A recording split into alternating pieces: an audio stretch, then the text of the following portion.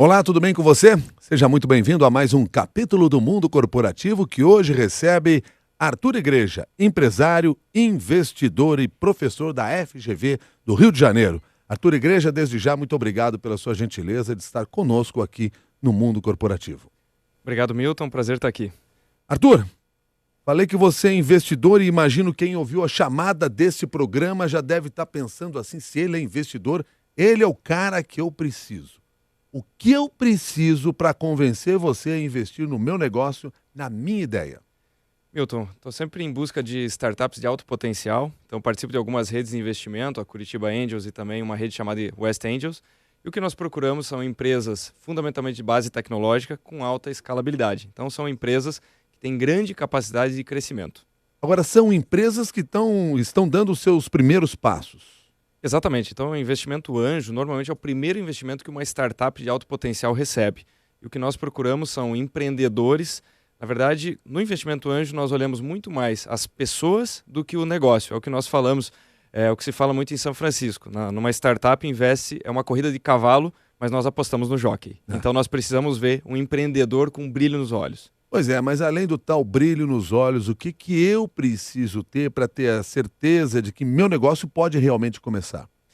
Olha, o que nós buscamos muito é um empreendedor que já mostre muito preparo, consiga defender um estudo de mercado bem feito. Então, a ideia nós sabemos que vale muito pouco ou nada. É um profissional que consegue demonstrar capacidade de entrega, capacidade de execução. E também se fala muito que é um profissional apaixonado pelo problema, ou seja, ele quer resolver um problema grande, um problema que muita gente passa, e ele está absolutamente apaixonado por conseguir transformar esse problema numa solução mais simples. Quem são as pessoas que estão fazendo esse tipo de trabalho? Quem são as pessoas que estão criando dessa maneira ou pensando dessa maneira? Isso é um aspecto incrível, o quanto que a capacidade de criação de startups, de empreender, tem se democratizado. Então, nós temos que fugir um pouco desse estigma de que é um jovem de 17 a 20 anos. Esses são os outliers, as pessoas completamente fora da curva. A estatística mostra que são pessoas que já quebraram um negócio pelo menos uma vez, têm muito preparo e têm um pouco mais do que 35 anos. Então, são times com um pouco mais de 3 fundadores, muito preparados, cada vez mais.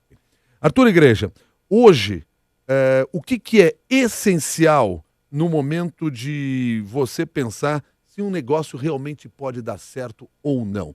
Porque se você faz um investimento tão no início desse processo, como é que dá para perceber qual é o tamanho daquilo, aonde ele pode chegar? Perfeito. Então, é necessário tentar validar essas hipóteses o mais rápido possível, errar rápido. Validar, o que é isso? Validar é entrar em contato com o consumidor. Então, o erro de muitos empreendedores é ficar na etapa de planejamento ou concebendo um produto que ele ainda não sabe se efetivamente o mercado deseja. Então, validar o produto é colocar ele em contato com potenciais clientes. Ou seja, criar o que nós chamamos de landing pages, tentar entrar em contato com essas pessoas via Facebook. O que se fala muito também nos Estados Unidos é saia do escritório e vá falar com as pessoas, vá para a rua, vá contactar os clientes. Então, ali terá um feedback, o empreendedor vai conseguir encontrar sinais de uma forma mais rápida para validar se as suas hipóteses de negócio são válidas.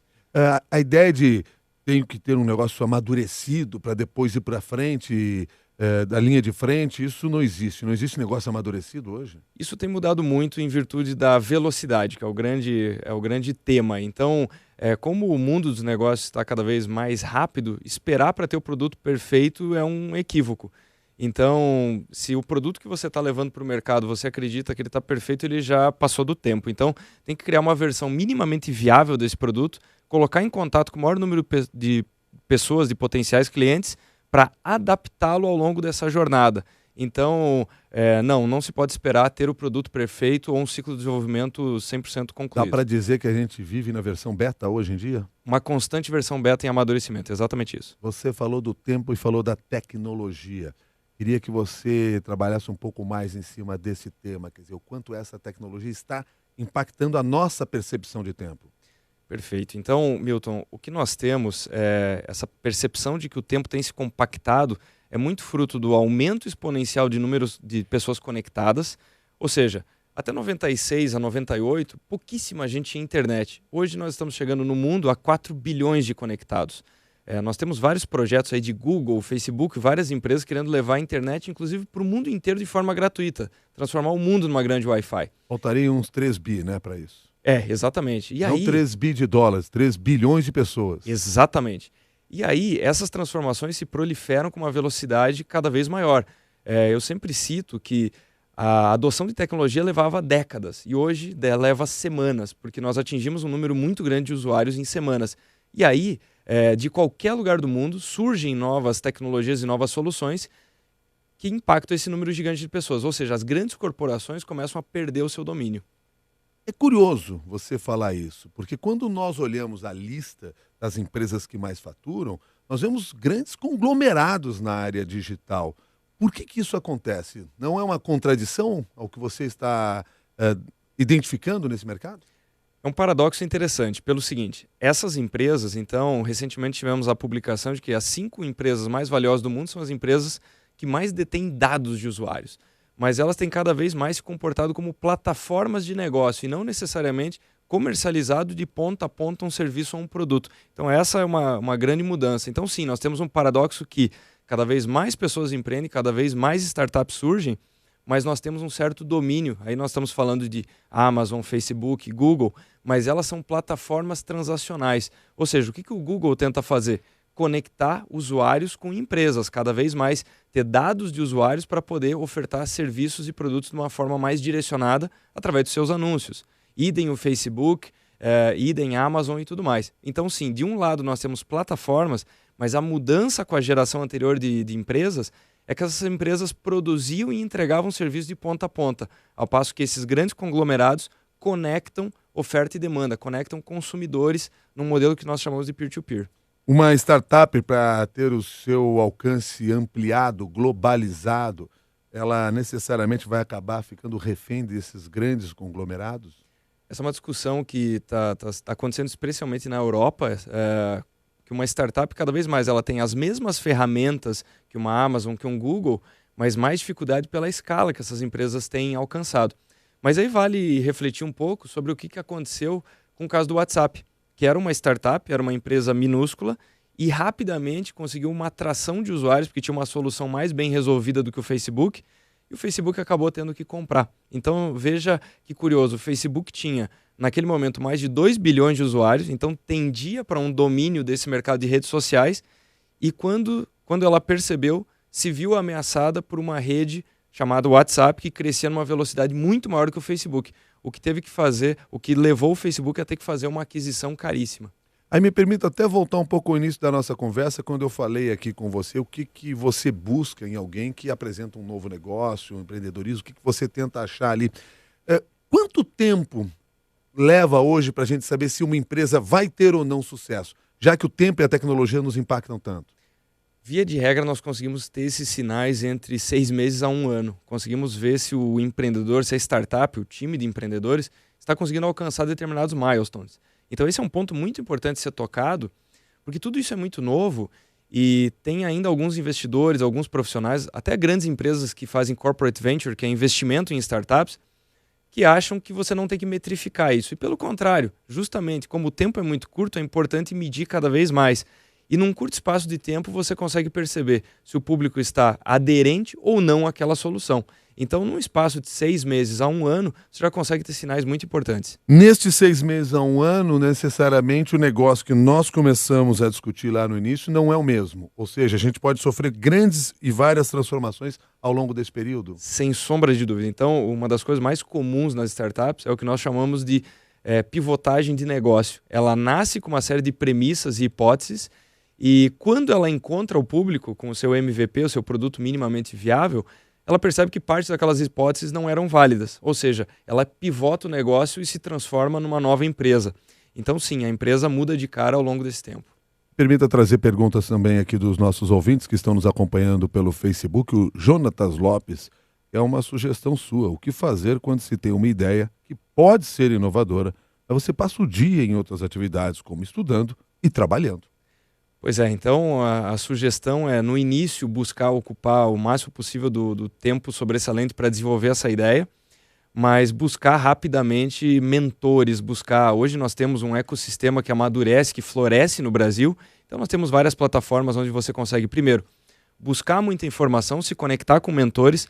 E a minha principal dica é o seguinte: participe de eventos que nós chamamos de meetups, onde vários desses empreendedores se encontram. O importante é não ficar sozinho com essas dúvidas, porque hoje o número de pessoas que compartilham desse desenvolvimento é cada vez maior. Então é importante buscar esses eventos de inovação, buscar esses meetups para ter essa troca. Outros empreendedores terão outros problemas e certamente vão encurtar o caminho nos desafios que ele está passando. Agora, Arthur, você falou aí sobre essa questão da velocidade dos negócios e o Jonatas Lopes falou em inovação.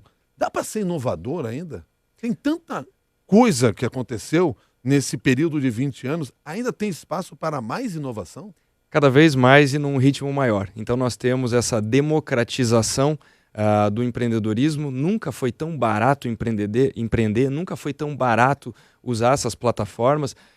Exemplo, para uma empresa de tecnologia ter um servidor até alguns anos atrás, ela tinha que comprar esse servidor. Hoje ela usa esse serviço na nuvem de provedores como Amazon, como Microsoft, e ela paga só pelo uso que teve. Então, quer dizer, era um custo fixo que acaba se tornando variável. Nunca foi tão barato criar isso. E o que nós temos é um aumento exponencial dessas startups inovadoras, cada vez criando novas soluções. Um dado que é interessante é o seguinte: 2009, Milton, nós tivemos uma startup com valuation de $1 bi, que é o que nós chamamos de unicórnio. 2010 nós tivemos 3. E nos últimos 2 anos nós tivemos mais de 180. Então, esses indicadores de inovação, de pessoas criando soluções incríveis que vão impactar o mundo inteiro, isso não para de aumentar. Tem 2 coisas que eu quero falar em cima disso que você acabou de me dizer. Não quero perder aqui a linha, mas vamos lá. Você falou 180 no mundo. Exatamente. Que chegou a $1 bi. Exatamente. Agora, isso aqui não gera uma ilusão nas pessoas? Você vê esses caras dando super certo e você diz assim: o meu negócio não avança. O que está acontecendo de errado aqui, Arthur? Concordo, então acredito que esse mercado de startups também já entra numa fase de bolha em vários lugares do mundo e cria-se sim um senso de que existe uma receita para isso, que startup é para todo mundo. Isso não é verdade. Empreender também, largar tudo e criar sua empresa não é para todo mundo. Não acredito que essa seja uma receita geral, até porque eu não acredito que existam receitas gerais. Cada caso é um caso, tá? Mas sim, cria-se uma ilusão exagerada. Por isso que eu até fiz questão de enfatizar antes da idade média dos empreendedores de sucesso. São pessoas com mais repertório, com mais experiência de vida que se prepararam para fazer isso. Só que o caso que acaba gerando notícia que se torna sexy é daquele empreendedor de 19 anos. Mais uma vez eu digo, é o ponto fora da curva do ponto fora da curva. Então sim, cria-se uma ilusão de que é muito fácil e muito tranquilo conseguir investimento e se tornar bilionário. Longe disso. Daquilo que nós estamos falando antes, do que você tinha me respondido, outro ponto que eu quero voltar aqui com você é sobre a questão de hoje ser muito mais barato empreender. Você até deu um exemplo. Dá para traçar um paralelo quanto se gastava para lançar uma startup, um novo negócio, e o quanto se investe hoje, ou quanto se gasta numa empresa para lançar esse negócio?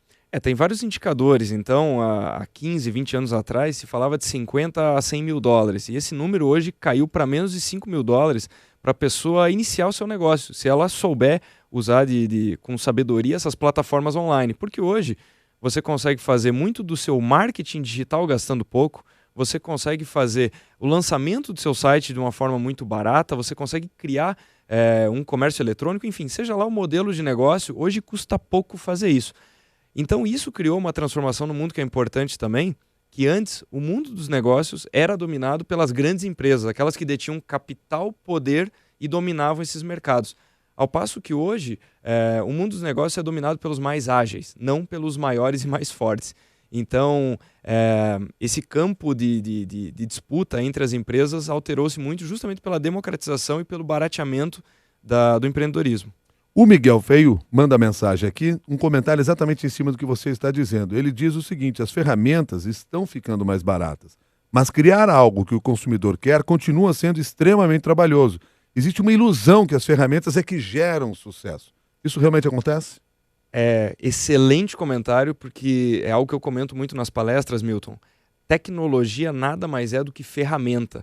E então nós não podemos imaginar que a tecnologia per se resolve um problema. Então, quando muitas empresas perguntam sobre Big Data, sobre a ferramenta A ou B, elas são simplesmente ferramentas. Cabe ao empreendedor saber identificar uma dor do cliente. E aí uma outra observação que ele fez, que criar produtos para consumidores é um desafio muito grande. Isso é fato. Por isso que nós falamos que startups B2C, ou seja, que tentam criar soluções para consumidores finais, são as mais arriscadas. O Brasil tem se especializado em startups B2B, ou seja, criação de soluções para empresas, a conexão de startups com grandes empresas num modelo muito complementar. Se as grandes empresas têm tido dificuldade de inovar, é uma grande oportunidade para a startup criar uma inovação nesse mercado e ela vai ter um grande cliente, que são as grandes empresas. Então existe uma complementaridade muito bacana. Então concordo plenamente, criar soluções para consumidor final é sim um desafio, porque também tem um outro elemento aqui que é interessante, que é o seguinte: fica cada vez mais difícil identificar essas necessidades, porque nós tínhamos segmentações clássicas de idade, de poder aquisitivo, e justamente por essa mudança cultural muito forte que estamos vivendo também, fica difícil caracterizar o consumidor. Então, por essa série de desafios, eu concordo plenamente que a ferramenta não resolve isso. Nós temos velhos empreendedores? Muito, cada vez mais, cada vez mais. O que se fala muito é que isso está ligado a um mindset, isso não está ligado à idade. Então é um grande chavão também. Eu costumo fazer a seguinte reflexão. Tem-se que os millennials, enfim, os jovens, são profundamente empreendedores e tecnológicos e que não há espaço para as pessoas de mais idade. Quando nós mergulhamos na estatística fria das empresas de sucesso, ela traz algumas contradições. E se nós tivéssemos que necessariamente os millennials são empreendedores e criadores de startup, nós não teríamos uma geração tão forte no Brasil buscando concursos públicos. Então essa é uma hipótese que não se valida, de que o jovem, por definição, é empreendedor, ao passo que uma pessoa com mais idade não é empreendedora. Está muito mais ligado ao mindset da pessoa do que à idade. Arthur, você disse agora há pouco que as empresas podem se lançar muito rapidamente, em 6 meses, 1 ano, quem sabe elas se consolidam ou não. Da mesma maneira que elas crescem muito rapidamente, elas podem morrer muito rapidamente? Com certeza. Só que esse é um fenômeno que não está restrito às startups. Então, no Brasil, a taxa de mortalidade é bastante grande, né? Historicamente foi. Quando se falava em empreendedorismo, sempre se mostrou isso. Até porque boa parte dos negócios, quando começa, não tem a menor estrutura, não tem planejamento, há uma série de erros que se comete. Exatamente. E o agravante das startups que são negócios muito ousados. Então, também não podemos misturar com a estatística de pequenas empresas tradicionais. Aqui eu estou falando da padaria, da farmácia, enfim. A startup ela tem um sonho muito, muito grande. Ela quer crescer. Quando nós falamos de crescimento de startup, Milton, nós estamos falando de um crescimento mínimo de 20% ao mês. Então, quando nós falamos de uma empresa super bem sucedida, nós estamos falando de um crescimento desse anual. Uma startup ela cresce essa taxa por mês. Então imagine o tamanho do risco que ela está correndo. Por isso que ela tem retornos tão espetaculares.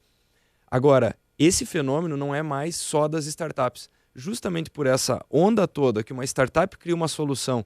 Eu citei aqui o exemplo do WhatsApp, enfim, e ela consegue atingir milhões de usuários, cada vez mais nós temos essa taxa de mortalidade chegando nas grandes empresas. Cada vez mais é difícil, nós já temos estatísticas mostrando isso. Uma empresa, por exemplo, que está entre as 100, entre as 500 maiores empresas do mundo, ela se manter no topo, cada vez é um desafio maior, porque ela tem que se reinventar com uma frequência muito grande. Ao contrário do passado, quando você tinha empresas praticamente estabelecidas na linha das 500 maiores do mundo. Você pegava a lista da Forbes, pouca variação tinha. Exatamente, elas eram perenes. Então, o que nós temos hoje, de 2001 até 2017, o que nós temos é que mais de 50% das empresas que estavam no topo do mundo não existem mais. Foram substituídas por soluções, por inovações que aconteceram nesse período. E essa taxa não para de aumentar. E não existem mais por quê? Porque não entenderam o tempo em que estavam vivendo? Tem uma série de razões, mas via de regra, quando nós nos remetemos aos casos clássicos aí de Nokia, de empresas que ficaram pelo caminho, via de regra o que acontece é o seguinte: a empresa, o empresário, o sistema de recompensa dele, ele começa a ter sucesso, e esse sucesso remete a que ele encontrou uma receita vitoriosa e acaba acontecendo uma certa arrogância por não inovar. Que a empresa ela entende que ela é uma empresa bem-sucedida por definição. E aí ela para de inovar, para de escutar o consumidor, começa a se tornar arrogante com o mercado, ao passo que uma startup, ou enfim, qualquer outra empresa, olha isso como oportunidade e acaba tomando espaço dela. As grandes corporações, elas teriam que ser, ou as antigas corporações, elas teriam que ser contaminadas por esse desejo de quem está à frente de startup? Essa é uma visão bastante interessante. Então, é um movimento que já tem acontecido.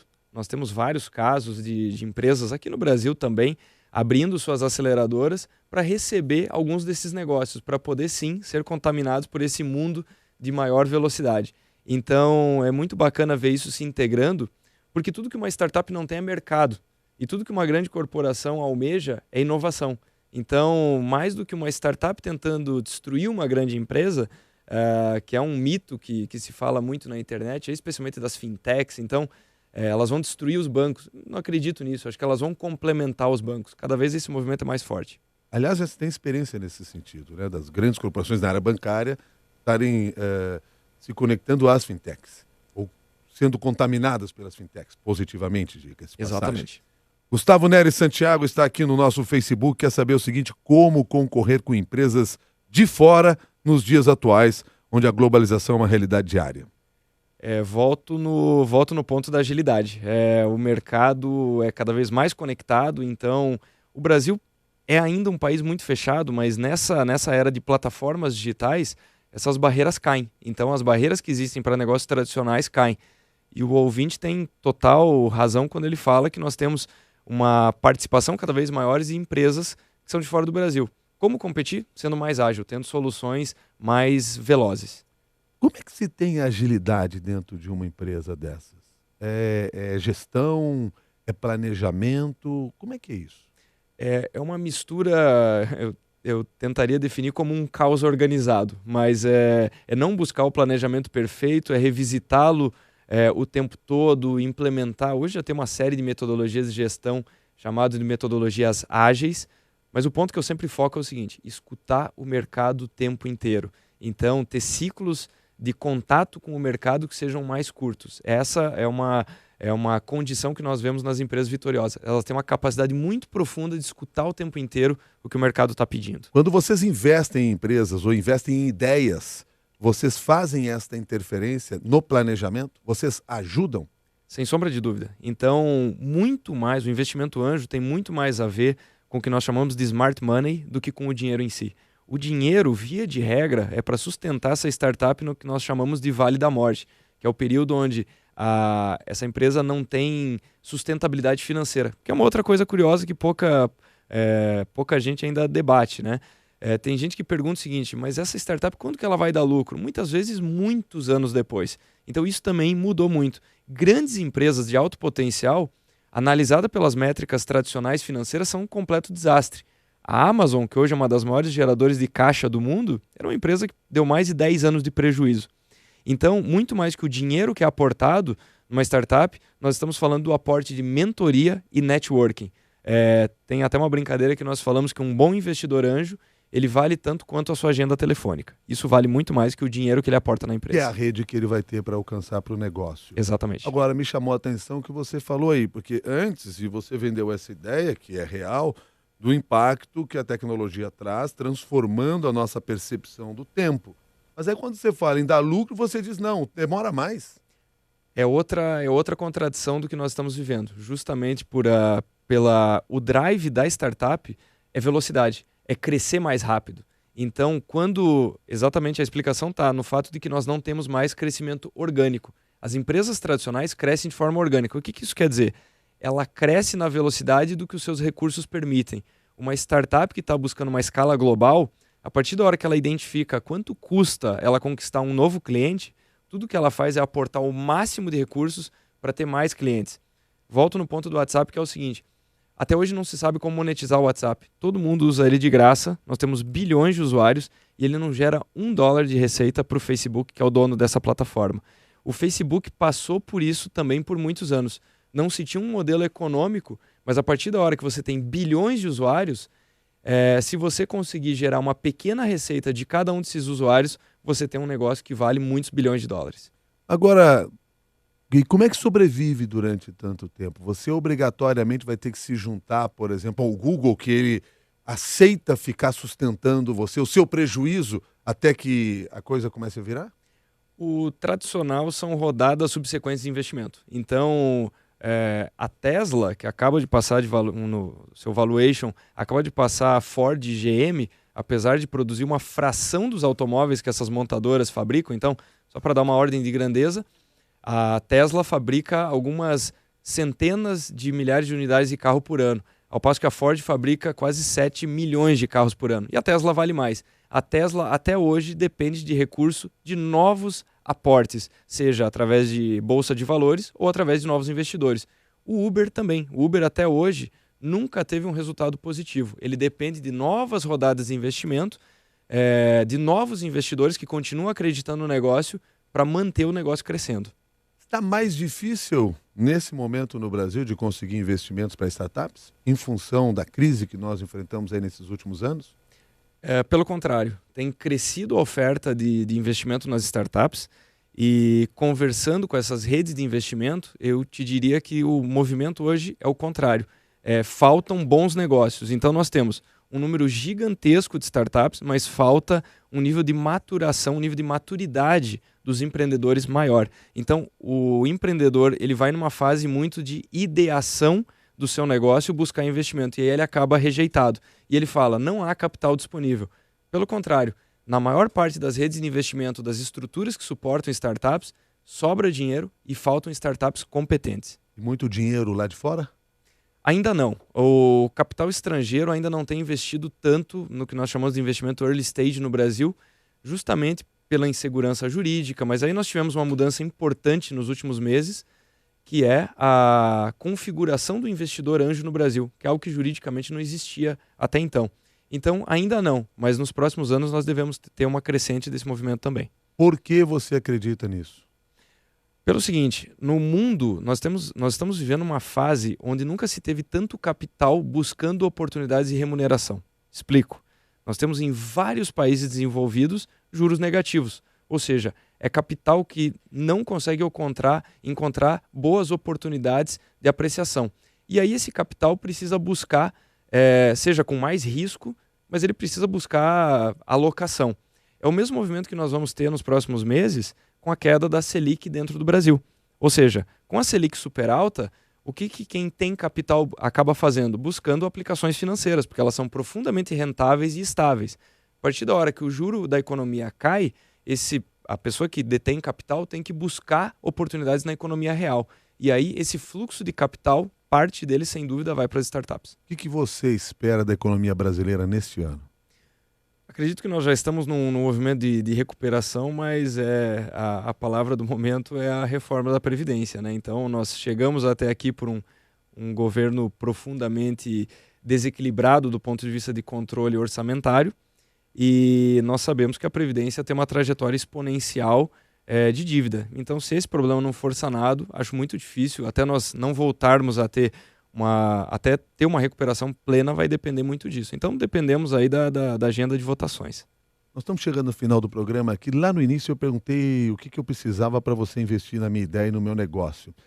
Se você decide investir na minha ideia e no meu negócio, você me ajuda também a fazer a gestão das pessoas da minha empresa? É um dos pontos que é muito importante. Então, todo investidor busca levar esses insights. Via de regra, quem está investindo tem o seu negócio, já teve uma série de outros negócios. Então, sim, nós tentamos ajudar do ponto mais plural possível, seja na gestão de pessoas, no marketing, enfim. Eu estou perguntando isso porque o Odilon de Carvalho Júnior escreveu para cá e quer saber como motivar uma equipe nesse ritmo das coisas. Excelente pergunta. É uma dificuldade, mas com um approach colaborativo. Normalmente, o que nós vemos nessas pequenas empresas? Um senso de propósito muito enraizado. Então, são pessoas que acreditam nesse sonho desde o começo. E tem também um mecanismo que nós chamamos de um compartilhamento de equity, ou seja, os primeiros funcionários eles têm uma participação no crescimento dessa empresa. Então, é um modelo importado aí do Vale do Silício que dá muito certo. As pessoas que entraram no começo do Facebook hoje têm uma parte dessas ações e certamente estão muito felizes de terem apostado. Tá certo. Bom, só para fechar a conversa aqui, caiu agora mesmo a última pergunta do Edislau Mendes: como podemos avaliar se uma startup pode vir a dar lucro e assim continuar fazendo aporte para no futuro se beneficiar deste lucro? Criando métricas. Então, métricas de mercado, de novos clientes. Aconselho que o ouvinte busque na internet, tem uma série de referências falando sobre métricas SaaS, são métricas para empresas de software, de tecnologia, mas tem métricas hoje muito sólidas para poder acompanhar se esse negócio de fato está progredindo. Arthur, você é um empreendedor? Sim. Você que teve uma startup? Eu já tive uma série de empresas, hoje me dedico a palestras, a consultoria para levar inovação para novos negócios e estou empreendendo o tempo todo. Mas tem empresas, porque você já falou aqui, empresa anjo, você tem aceleradora, tudo isso você criou já. Sim, então tenho também uma aceleradora de startups lá no Paraná, criei um grupo, uma rede de investimento anjo e estou buscando, sou sócio de um espaço para aceleração, um outro espaço de aceleração de negócios, estou buscando oportunidades de negócio o tempo todo.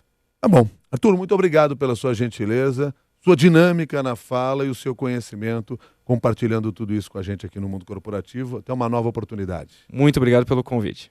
O Arthur Igreja é empresário, investidor, professor da FGV Rio, conversou conosco aqui no Mundo Corporativo. A você que participou ao vivo, muito obrigado. E deixa o convite. Se você quiser ampliar essa discussão, trazer o seu conhecimento também, compartilhar com os nossos ouvintes, participe do nosso grupo de discussões no LinkedIn, Mundo Corporativo da CBN. Vai lá no LinkedIn, procura o grupo de discussões Mundo Corporativo da CBN e lá você pode publicar também o seu conhecimento, a sua ideia, o seu artigo, a sua crônica, para que a gente possa fazer com que esse conhecimento se amplie ainda mais. Até o próximo capítulo do Mundo Corporativo. Até mais!